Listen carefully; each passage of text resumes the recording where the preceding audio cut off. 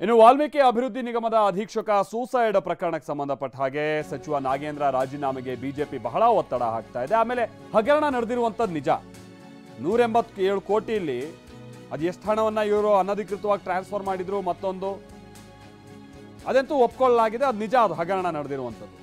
ಈಗ ಕಾವೇರಿ ನಿವಾಸದಲ್ಲಿ ಸಿಎಂ ಜೊತೆಗೆ ಡಿಸಿಎಂ ಡಿಕೆ ಶಿವಕುಮಾರ್ ಚರ್ಚೆ ಮಾಡ್ತಾ ಇದ್ದಾರೆ. ರಾಜೀನಾಮೆಗೆ ಒತ್ತಡದ ವಿಚಾರವಾಗಿ ಸಿಎಂ ಜೊತೆ ಚರ್ಚೆ ಆಗ್ತಾ ಇದೆ.